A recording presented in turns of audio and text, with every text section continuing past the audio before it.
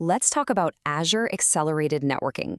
You can think of it as giving your virtual machine its own private express lane on the highway. But what is it really for? What problem is this thing actually trying to solve? You ever run into this? You spin up a powerful VM. Everything should be blazing fast, but the network performance is just all over the place. You see weird dips in speed, sudden latency spikes. It's incredibly frustrating, right?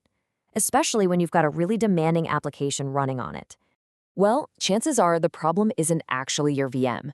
The real culprit is more like a hidden traffic jam that's happening right inside your virtual network, before your data can even get where it needs to go. Okay, so what is causing this virtual traffic jam? To really get it, we need to follow the journey of a single packet of data in a typical cloud setup.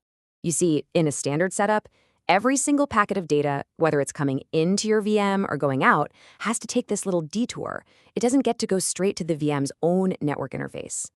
And this detour has a few key stops. First, the data hits the physical hardware. Simple enough. Then it gets handed off to the host's operating system.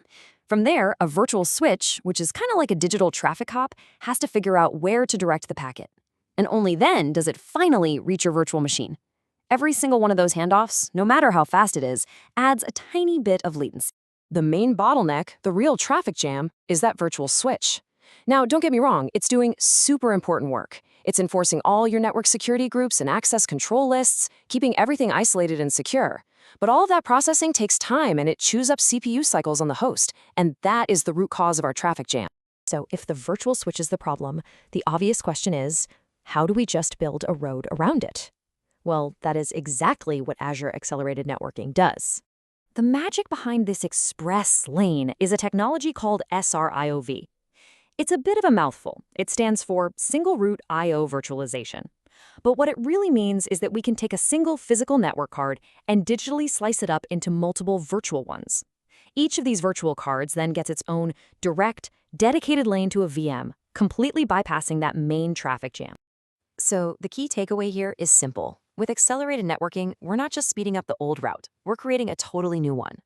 Data no longer has to wind its way through the host and the virtual switch. It gets a direct, unimpeded path right to your VM. And you can see it all right here, side by side. On the left, you've got that standard route with all its stops at the host and virtual switch tool booths. But on the right, you've got the express lane. The physical network hardware forwards traffic directly to the VM, and it even handles all those policies right there in the hardware, which is, incredibly fast. And hey, don't just take my word for it. Microsoft's own documentation highlights these exact benefits. This bypass reduces latency, jitter, and CPU utilization. So let's break down what those three things actually mean for your applications. So, what does this all mean for you in the real world? It really boils down to three major wins that you're going to notice almost immediately. The first big win is just pure raw speed. By cutting out that virtual switch, we're slashing the time it takes for each packet to get to its destination. This obviously lowers your latency, and it also dramatically increases the number of packets your VM can handle every second. Win number two is consistency. Jitter is just a techie term for inconsistency in latency. Because the virtual switch is software, its processing time can actually vary depending on how busy the host CPU is. When you offload all that work to dedicated hardware, you get a much more predictable, stable network performance. No more random spikes and dips. And the third win is all about efficiency. Think about it. Every CPU cycle the host spends dealing with networking is a cycle that's been stolen from your application. By bypassing the host, you're giving those CPU cycles back to your VM, which can lead to a really significant performance boost for your actual workload. Now, this all sounds fantastic, doesn't it? But like with any powerful feature, there are some important rules of the road that you need to know before you go and flip the switch. There are a couple of really important things to keep in mind. First, you'll see the biggest benefits when you have VMs communicating with each other inside the same virtual network. That's where you bypass the most intermediaries. And second, and this is a big one, this isn't something you can just toggle on a running machine. You have to stop and deallocate the VM to enable it, so it's definitely something you want to plan for. But here is some great news. You don't have to worry about whether this feature is even available to you. Wherever you're deploying in Azure, all the global regions and the government cloud, accelerated networking is ready to go. So, you're ready to hit the express lane? But is your VM eligible? Let's take a quick look at the requirements. First up is the operating system. And the good news is that the support is very broad. It covers most modern versions of Windows Server and all the major Linux distributions you'd find in the Azure Marketplace. And what about the VM size? Well, the rule of thumb is pretty simple.